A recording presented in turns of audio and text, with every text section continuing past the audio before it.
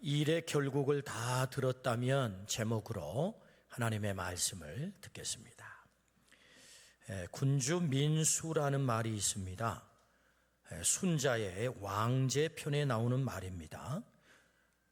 백성은 물, 임금은 배라는 뜻입니다. 이 강물의 힘으로 배를 뜨게 하지만 강물이 화가 나면 배를 뒤집는다, 그런 말입니다. 2016년 최순실 게이트로 성난 민심이 이 촛불을 들었습니다. 결국 박근혜 대통령을 탄핵시켰죠. 백성인 물이 배인 대통령을 뒤집어 엎은 것입니다.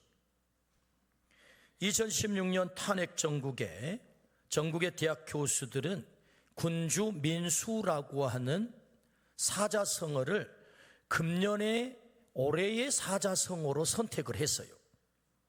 그런데 안타깝게도 8년 후에 똑같은 일이 벌어졌습니다. 정적들을 때려잡겠다고 무장한 군대를 국회에 투입을 시키고 또 각지에 파송을 해가지고 친위 쿠데타를 일으켰습니다. 그 장본인인 윤석열 대통령이 탄핵을 당했죠. 성난 물이 배를 뒤집어 엎은 것입니다. 군주 민수죠. 이 엄청난 사건을 접하면서 저의 가슴 속에 가장 강력하게 든 생각이 하나 있었는데, 그것은 우리가 사람을 잘 만난다는 것이 얼마나 중요하냐. 12월 9일 특공대를 데리고 국회에 진입했던 707 김현태 특수임무단장이 국방부 앞에서 특별 기자회견을 했습니다. 그는 전쟁 시에 김정은의 목을 따기 위해서 훈련된 우리나라 가장 강한 최정예 부대를 이끄는 대장이에요. 그는 인터뷰를 하면서 눈물을 철철 흘렸습니다. 그는 77년생이고 금년 나이가 47세입니다. 육군사관학교를 나와서 실력을 인정받은 충성심 강한 정통 군인이에요. 그는 이제 대령이기 때문에 별을 바라봐야 돼요. 장군이 되어야 한다고요.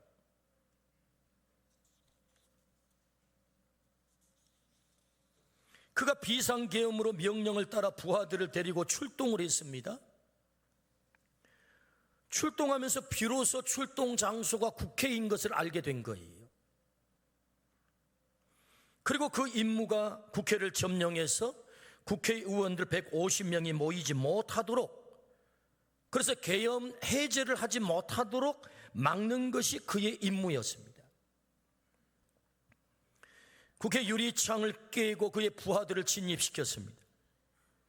안타깝게도 적극적으로 내란을 수행한 범죄자가 된 거죠. 그는 기자회견에서 내 부하들에게는 책임을 묻지 말고 나에게 책임을 물어달라. 사령관 이하 김용현 전 장관에게 모두 이용당한 것이 원망스럽다라고 기자회견을 했어요. 그러면서 가장 강한 군인이 눈물을 철철 흘렸습니다.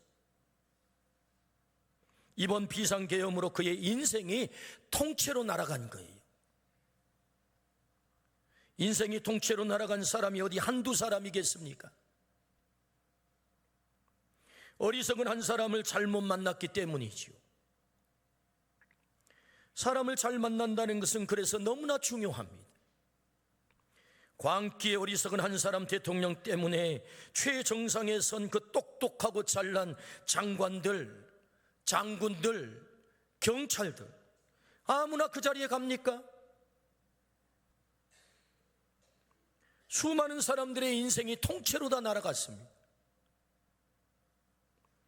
대통령이 지혜로웠다면 얼마나 좋았을까? 지혜란 하나님과의 관계, 사람과의 관계, 일과의 관계, 사물과의 관계가 바르고 막힘이 없고 모두에게 유익을 가져오는 것, 그것이 지혜거든요. 국무위원들이 지혜로운 대통령을 만났더라면 그들의 자리는 얼마나 명예로운 자리입니까? 장군들이 지혜로운 군 통수권자를 만났더라면 그들의 별은 또 얼마나 빛나겠습니까? 국회의원들이 지혜로운 대통령을 만났더라면 왜 한밤중에 국회의 담을 넘어야 되는 그런 모멸, 수모를 겪어야만 했겠습니까?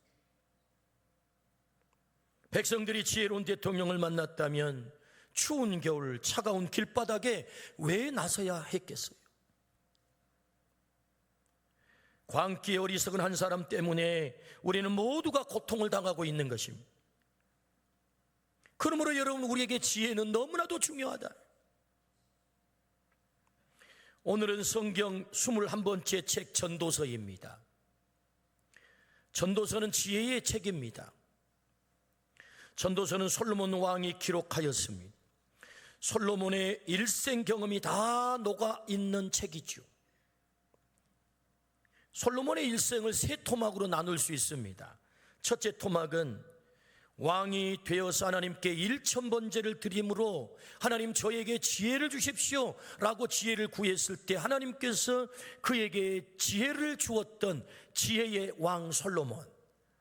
두 번째 토막, 나라가 부강해지고 태평성대를 누리게 되자 그는 1000명의 아내를 거느리고 그는 온갖 쾌락의 삶을 삽니다.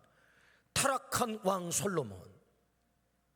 그리고 세 번째, 그의 인생의 세 번째 토막은 인생의 쓴맛 단맛을 다 경험하고 나서 그의 인생 말년에 회개하고 하나님께 돌아와 전도서를 썼던 세 번째 토막.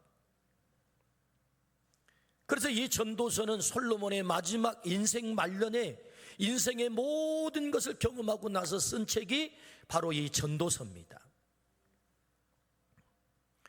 전도서 1장 2절 말씀에 전도자가 이르되 헛되고 헛되며 헛되고 헛되니 모든 것이 헛되도다, 한 절에 무려 5번씩이나 헛되다라는 말씀이 나와요.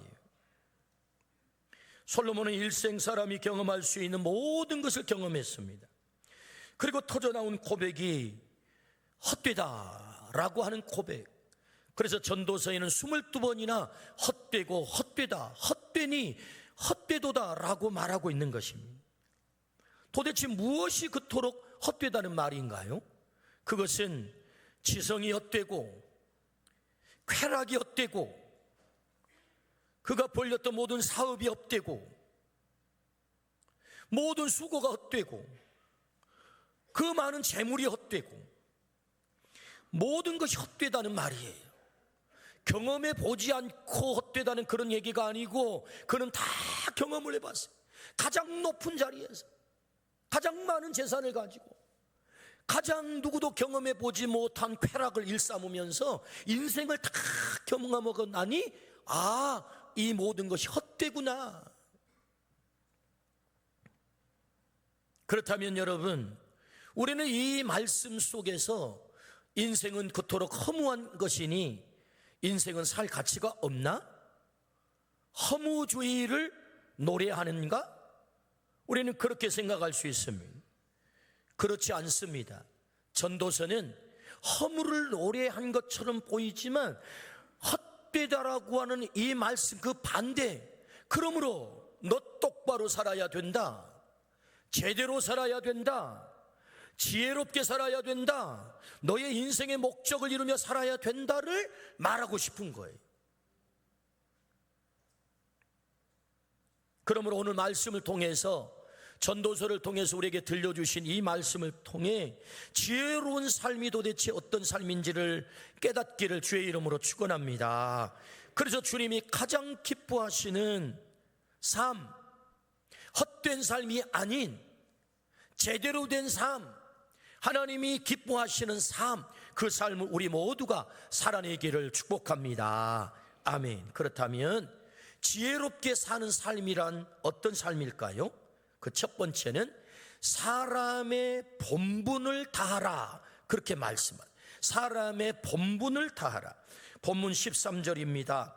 일의 결국을 다 들었으니 하나님을 경외하고 그의 명령들을 지킬지어다. 이것이 모든 사람의 본분이니라. 아멘. 전도서 마지막의 결론입니다. 일의 결국을 다 들었으니 이것이 모든 사람의 본분이다. 여기 사람의 본분을 하아담이라고 합니다. 사람의 본질적 의무를 말해요. 사람이 마땅히 행해야 될 본질적 의무, 우리의 삶에는 삶을 구성하는 다양한 요소들이 있습니다. 작은 일, 큰 일, 중요한 일, 소소한 일, 반드시 해야 할 일, 넘어가도 괜찮을 일, 빨리 해야 할 일, 천천히 해도 될 일, 이런 다양한 삶의 구성 요소 가운데 반드시 해야 하고 목숨 걸고 해야 되는 중요한 일, 그게 뭐예요? 사람의 본분이라는 거예요. 그 본분을 제대로 알고 그 본분의 삶을 살아야 네가 진짜 지혜로운 삶을 사는 거야, 그런 말씀이거든요. 그러므로 여러분, 오늘 우리의 본분을 깨달아 알기를 축복합니다. 일의 결국을 다 들었으니 솔로몬의 일생을 살면서 다양한 경험을 했습니다. 그리고 결론을 얻었죠. 사람의 본분이 있구나. 그렇다면 여러분, 사람의 본분이 뭐지요? 두 가지로 말씀을 하세요. 그 첫 번째가 하나님 경외하는 것이다 라고 말씀하세요.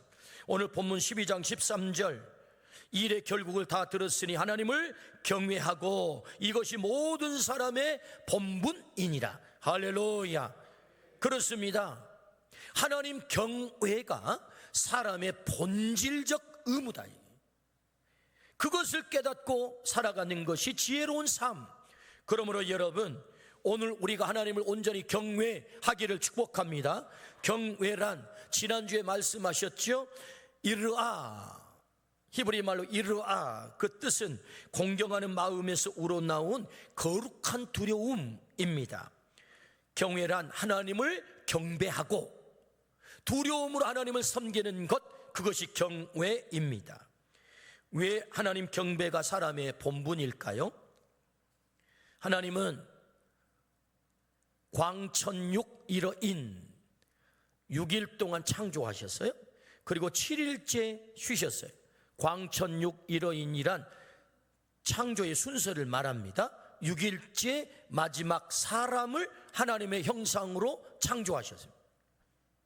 이렇게 창조된 사람에게 첫날은 제7일 안식일이에요.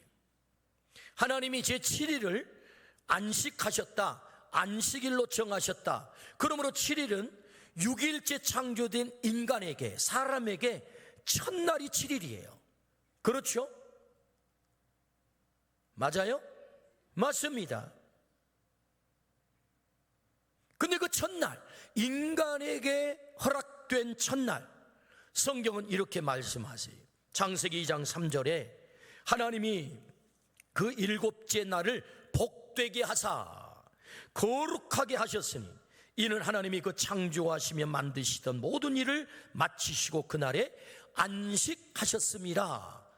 제7일을 하나님께서는 어떻게 하셨다? 첫 번째 복되게 하셨고 두 번째는 거룩하게 하셨다.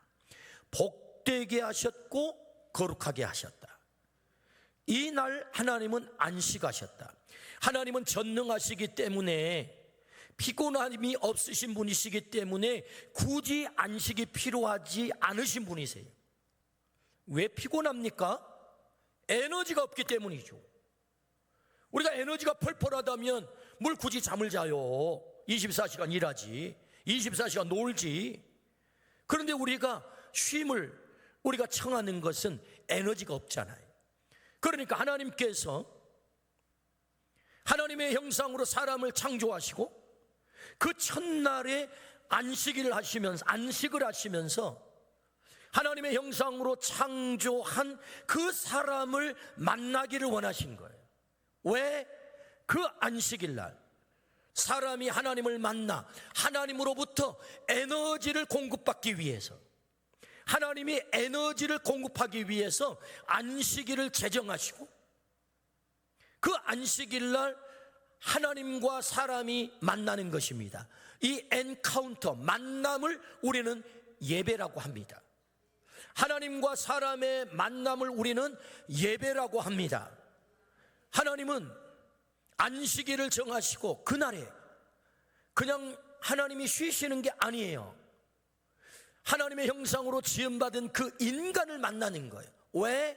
하나님의 에너지를, 하나님의 형상으로 지음받은 인간에게 그날 주입하기 위해서. 할렐루야. 그래서 여러분, 이사야서 43장 7절에 내 이름으로 불려지는 모든 자, 곧 내가 내 영광을 위하여 창조한 자를 오게 하라. 하나님의 영광을 위해 나를 창조하셨다. 그 영광이 뭐예요? 하나님께 예배하는 것입니다. 하나님을 경배하는 것입니다. 오늘 본문으로 하자면 하나님을 경외하는 것입니다. 이것이 사람의 본분이라는 거예요. 그러니까 하나님이 나를 애초에 지을 때 목적이 정확해요. 하나님의 영광을 위해서 나를 지었다. 이것이 내 삶의 본분이다. 본분, 반드시 감당해야 될 내 삶의 의무. 할렐루야. 이 본분을 깨닫고 하나님을 경외, 하나님을 경배, 하나님을 예배하는 삶이 지혜로운 삶이다. 할렐루야. 하나님 품 안에 있을 때만 진정한 안식이 있다는 거예요. 하나님은 왜 이토록 하나님을 경외하기를 원하셨을까요? 하나님을 경외할 때 어떤 일이 일어나는 것입니까? 창세기 22장에 성경 최초로 하나님 경외라는 단어가 등장을 해요. 여러분, 창세기 22장은 어떤 말씀인가요? 하나님께서 아브라함에게 나타나셨어요. 아브라함아, 내 100살에 얻은 네 독자 이삭을 내게 바쳐 그 이삭을 잡아 내게 예배하라, 그런 말이에요. 그런데 여러분, 놀라운 것은 아브라함이 하나님의 그 음성을 듣고 새벽같이 일어나 그 아들의 등에 나무를 지우고, 번제를 드리기 위해 제물을 살라 바치는 나무를 지우고 저 모리아 산으로 갑니다. 그리고 그 아들 이삭을 하나님이 지시한 모리아 산에 제물로 결박을 하여 올려놓고 칼을 들어 아들 이삭의 심장을 향하여 내리치려고 합니다. 하나님 앞에 온전한 예배를 드리는 거예요. 번제를 드리는 거예요. 그때 하늘에서 급한 음성이 들려와요. 아브라함아, 아브라함아, 그 아이에게 어떤 일도 하지 마라. 하나님의 급한 음성이 들려옵니다. 그리고 말씀하기를, 창세기 22장 12절에 네가 네 아들 네 독자까지도 내게 아끼지 아니하였으니 내가 이제야 네가 하나님을 경외하는 줄 알았노라. 할렐루야. 하나님 경외를 알았다는 거예요. 무엇을 통해서? 하나님을 예배하는 아브라함의 이 모습을 통해서 하나님 경외를 하나님이 알았다는 것입니다. 하나님은 전지전능하십니다. 아멘입니까? 전지한다는 말은 다 한다는 거예요. 그러면 아브라함이 하나님의 명을 듣고 이삭을 바치는 이 예배를 드릴 줄 알았을까요? 몰랐을까요? 아셨겠죠. 하나님이 왜 아브라함의 속마음을 모르겠어요? 다 알 거예요. 그런데 하나님 표현하기를 이제야 네가 하나님을 경외하는 줄을 아노라 라는 말씀. 예배는 몸이 현장에 가 있어야 되는 거예요. 아이고 바쁘니까요, 일이 있어서요, 마음은 거기 가 있지만 어쩔 수 없이 몸은 여기 와 있어요. 그 예배가 아니라는 거예요. 하나님이 아브라함이 하나님의 명을 따라서 예배할 것을 다 이미 알고 계셨지만, 경외할 것을 알고 있었지만, 너는 구체적으로 이삭을 데리고 그 현장 모리아산에 가서 그 제단 위에 그 아들을 바치고 내게 예배해야 되는 거야. 그것이 네가 드릴 경배고 예배야 라는 말씀이거든요. 그러니까 우리가 예배 드릴 때 아이고 맘만 가 있으면 되지요, 어쩔 수 없이 몸이 바빠서요가 아니라는 거예요. 오늘 우리가 하나님을 온전히 예배할 때 우리의 몸이 현장에 있기를 주의 이름으로 축원합니다. 우리의 몸이 그 경배의 현장에 있기를 축복합니다. 그 몸이 현장에 있는 것이 중요하다고요. 그래서 그때 하나님은 네가 나를 경외하는 줄 이제 아노라 라고 말씀을 하세요. 이 경외를 통해서, 아브라함의 이 하나님 경외를 통해서 어떤 약속을 하십니까? 창세기 22장 17절에서 18절, 내가 네게 큰 복을 주고 내 씨가 크게 번성하여 하늘의 별과 같고 바닷가의 모래와 같게 하리니 네 씨가 대적의 성문을 차지하리라. 또 내 씨로 말미암아 천하 만민의 복을 받으리니 이는 내가 나의 말을 준행하였음이니라 하셨다 하니라. 할렐루야. 하나님이 왜 이토록 우리가 경외하기를 원하는 거예요? 이것이 사람이 마땅한 본분이라고 했는데, 이렇게 우리가 하나님을 경외하게 되었을 때 하나님이 우리를 향한 계획이 있단 말입니다. 그 계획이 뭐예요? 복을 주는 거예요. 어떤 복을? 적어도 5가지의 복을 아브라함에게 약속해요. 그 첫 번째, 너에게 큰 복을 주겠다. 아예 복의 사람을 만들겠다는 거예요. 할렐루야. 여러분, 하나님을 경외함으로 이 복이 우리에게 있기를 축복합니다. 두 번째는 네 자녀가 하늘의 별처럼 바닷가의 모래알처럼 번성하게 될 것이다. 할렐루야. 세 번째 복, 대적의 성문을 차지하겠다. 네가 무슨 일을 하든지 승리하게 될 거야. 할렐루야.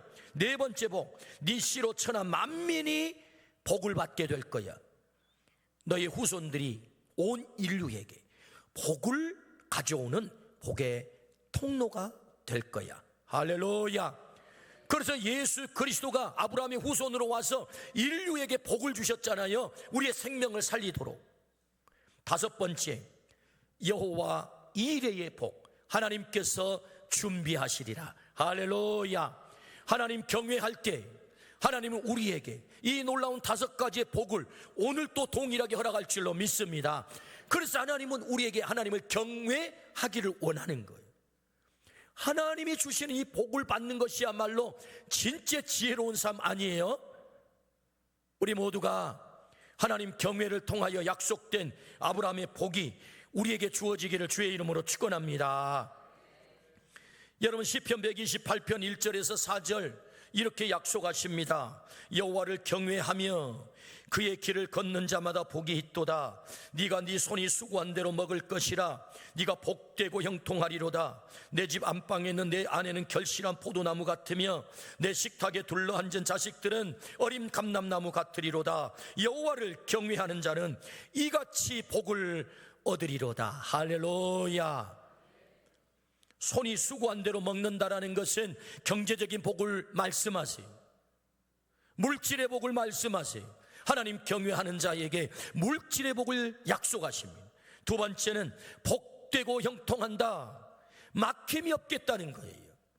세 번째는 아내가 결실한 포도나무 같다. 이 말은 너의 가정이 낙원이 되고 가정 천국이 되는 거야. 할렐루야. 네 번째는 너의 자식들이 감람나무 같이 된다. 이 말은, 여러분, 감람나무가 얼마나 중요하게 쓰임을 받습니까? 감람유를 가지고 왕을 세웁니다. 제사장을 세워요. 그와 같이 너의 자녀들이 중요하게 쓰임받게 될 것이다. 할렐루야. 우리의 자녀들이 감람나무처럼 중요한 존재가 되기를 축복합니다. 어떻게 했을 때? 여호와를 경외했을 때. 하나님 약속이죠. 그러므로 여러분, 우리의 삶에도 내 삶의 본분인 하나님 경외, 이 지혜로운 삶을 통하여 약속된 이 복이 넘치기를 축복합니다. 아멘. 저는 부모님께 감사한 것들이 많아요. 그 가운데 하나를 소개해 보자면, 제가 어렸을 때 제 부모님은 저에게 하나님께 예배하는 것이 얼마나 소중한지를 아예 그냥 몸에 체득이 되도록 훈련을 시키셨어요. 저는 국민학교를 다녔습니다. 비포장길 4km를 걸어가지고 비금 중앙국민학교를 다녔어요. 여러분, 비포장길 걷다 보면 얼마나 많이 엎어진 줄 아십니까? 막 무릎이 깨져요. 그 돌뿌리에 걸려 넘어가지고 무릎이 성할 날이 별로 없습니다. 근데 제가 사는 동네에는 약국이 있는 게 아니고 약방이 있어요. 약방. 서울 약방. 그래 제대로 치료약이 별로 없어요. 있어도 살 돈이 없어. 그러니까 된장 바릅니다. 된장 깨지면. 박 터져도 된장 바르고, 무릎팍 깨져도 된장 바르고. 원시 시절에 살았습니다. 약간 진보 발전하면 우리 어머니께서 무릎이 성이 나가지고 고름이 차면 이제 된장 가지고는 안 되겠구나. 그 다음 단계로 넘어갑니다. 그 다음 단계가 뭐냐? 산비탈에 가면 너삼이 있어요. 너삼 알아요? 찾아보세요. 너삼이라는 게 있습니다. 그걸 캐다가 뿌리를 딱 도구통에다 찧어가지고, 전문 용어가 나옵니다. 도구통에 쪄가지고 보리밥하고 탁 섞어가지고 그걸 천으로 해가지고 무릎에다 딱 이렇게 묶고 하룻밤 잡니다. 그러면 희한하게 그 무릎에 차있는 고름이 거기 빨려 나오는 거예요. 그래서 제가 커가지고 도대체 이 너삼이 무슨 효능이 있길래 우리 어머니는 너삼을 캐다가 내 무릎에다가 이렇게 매줬나 찾아봤더니, 여러분, 항염 작용이 강력해요. 이 너삼이. 그거 어떻게 알았어, 조상들은. 어쨌든 그런 촌동네에서 제가 살았습니다. 그러다 보니 4km 국민학교를 가려면 제일 난 코스가 있어요. 난 코스. 망동에서 수무통까지 그 길이 난 코스입니다. 희한하죠. 이름도 망동. 네. 그래 이 신장로를 가다 보면은 여기가 저 고막지에서 터진 고막지에서부터 바닷바람이 불어오면 왼쪽은 논이고 오른쪽은 염전이에요. 우리 몸이 바람에 날려가 버려. 염전으로. 이렇게 겨울이 돼가지고 추운 날에는 형아들이, 야, 오늘 학교 가지 말고 양지 바른 곳에서 우리 땡땡이 치자. 그래가지고 중간치기를 합니다. 중간치기 여러분 아십니까? 학교 안 가고 학교 시간 끝날 때 맞춰가지고 집으로 돌아가는 게 중간치기예요. 어쨌든 어떻게 모르겠어요. 아버지 엄마가 다 알지. 근데 제 어머니는 제가 학교 안 간 것에 대해서 말로 혼냅니다. 너 그러지 마라. 학교 가야 된다. 그러니까 말로 혼내요.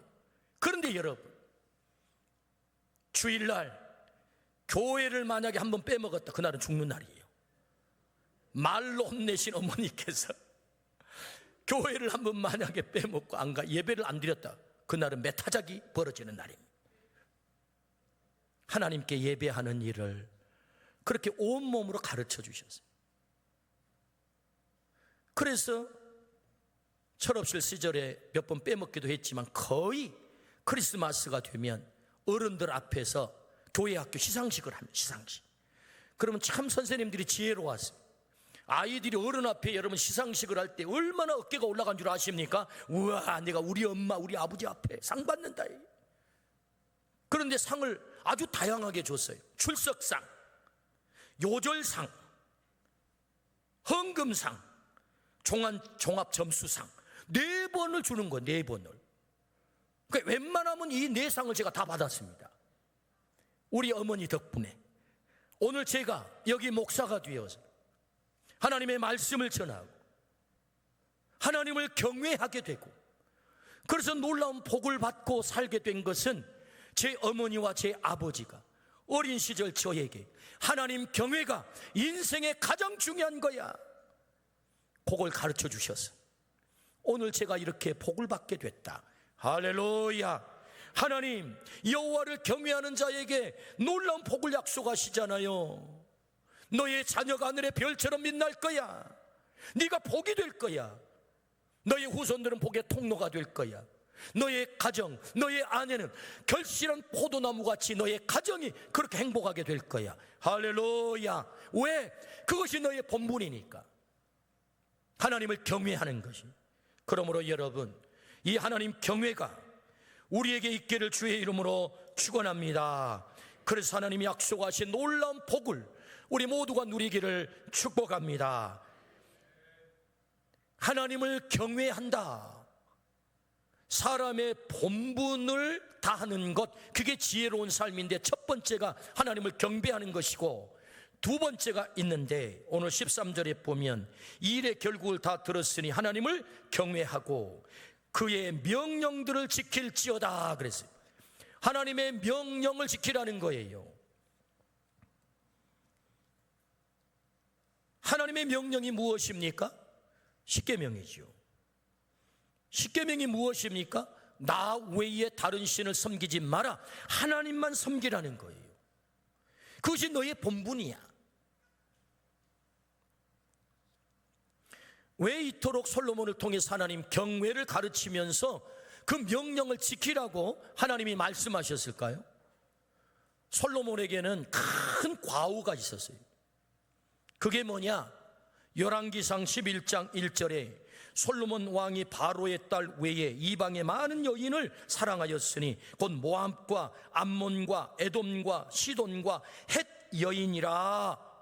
이방 여인들을 다 데려다가 미스 에돔, 미스 모압, 미스 블레셋, 전부 미스 애굽 다 데려다가 저 구스에 누구 있잖아요. 또 저기 그래가지고 다 장가를 갔는데 무려 아내가 몇 명? 1000명. 힘도 좋아요. 그러다 보니 이 미스 에돔, 모압, 블레셋이 뭘 가지고 왔어요? 바알신을 가지고 왔어요. 아스다로 신을 가지고 왔어요. 밀곰을 가지고 왔어요. 금오스를 가지고 왔어요. 몰록신을 가지고 왔어요. 우상천지로 온 나라를 만들어버린 거예요. 솔로몬의 가장 큰 과오, 뭘 안 했다는 것입니까? 명령을 지키지 않았다는 거예요. 하나님은 신명기 7장에 이방 여인과 통혼하지 말라 명령하셨거든요. 나 외에 다른 신을 섬기지 말라 명령했거든요. 근데 그 명령을 지키지 않았다는 것입니다. 열왕기상 11장 10절에서 11절 이 일에 대하여 명령하사 다른 신을 따르지 말라 하셨으나 그가 여호와의 명령을 지키지 않았으므로 여호와께서 솔로몬에게 말씀하시되 네가 이러한 일이 있었고 또 내가 내 언약과 내게 명령한 법도를 지키지 아니하였으니 내가 반드시 이 나라를 내게서 빼앗아 내 신하에게 주리라. 나라를 빼앗아다 다른 사람에게 줘버린다는 거예요. 뭐 때문에? 명령을 지키지 않아서.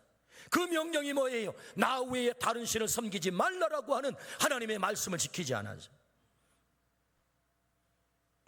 결국 솔로몬의 이 과오 때문에 북왕국 이스라엘과 남왕국 유다로 쪼개지게 되는 겁니다.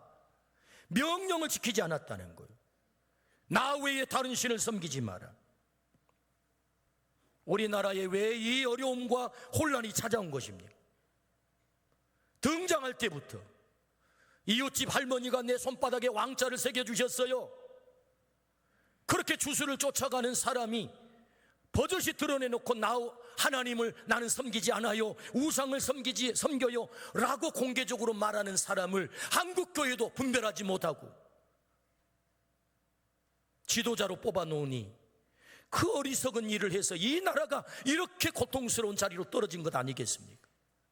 나 외에 다른 신을 섬기지 마라, 명령을 지켜라, 주님이 말씀하셨는데, 그러나 오늘 우리가 깨닫고 분별하고 우리가 하나님의 명령을 지키지 않았군요, 하나님을 온전히 경외하지 않았군요, 깨닫고 회개하고 돌아간다면 이 나라의 백성들이, 이 나라의 지도자들이 하나님을 온전히 경외하는 자리로, 하나님 명령, 나 외에 다른 신을 섬기지 말라라고 하는 그 명령에 쫓아서 하나님을 사랑하는 자리로 돌아간다면 이 혼란과 이 위난의 상태가 바뀌어 전화위복이 될 줄로 믿습니다. 전화위복이 될 줄로 믿습니다. 세계는 한국을 주목합니다. K반도체, K컬처, K푸드, K팝 하나가 이제 더 생길 것입니다. 무엇이 생기면 되겠습니까? K 데모크라시, 한국 민주주의. 할렐루야. 여러분, 이 혼란 가운데도 우리나라가 이 민주의 시스템의 탄력성이 있어서 이 어려운 가운데도 절차를 따라 다 회복하고 있잖아요. K 데모크라시. 세계 어느 나라도 어느 역사에도 쿠데타를 이렇게 막은 나라는 없어요. 우리나라가 얼마나 놀라운 나라인지. 그래서 세계는 주목할 것입니다.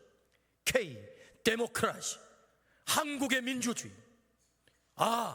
총칼 앞에서도 시민들이 총을 손으로 잡고 장갑 앞에서 맨몸으로 서서 이 나라의 민주 시스템을 지켜낸, 우리가 하나님의 명령, 나 외에 다른 신을 섬기지 말라, 우리가 하나님을 섬기는 백성이 되어야 할 줄로 믿습니다.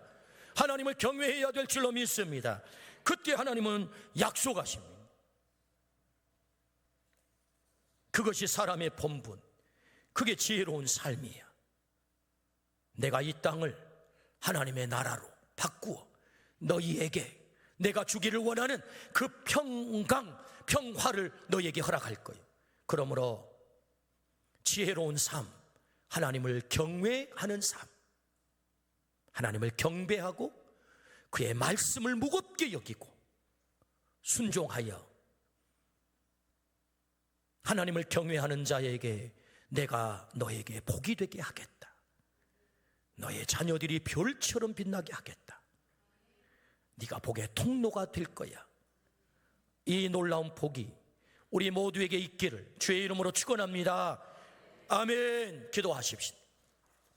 하나님 아버지, 지혜로운 삶을 살라 말씀하시니 감사합니다. 우리의 인생의 결론을 알았다면 하나님, 그저 사람의 본분을 깨닫고 살라 말씀하셨는데 우리가 하나님을 온전히 경배하고 하나님의 말씀을 무겁게 여기고 그 말씀을 온전히 지켜 순종하게 하여 주옵소서.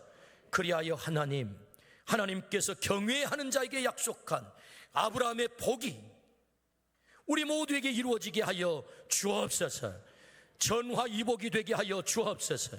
우리나라가 하나님의 복 가운데 이 모든 환난들을 잘 극복하고 하나님 든든한 하나님의 반석 위에 다시 세워져 하나님 다시는 이 혼란이 찾아오지 않도록 은혜를 더하여 주옵소서.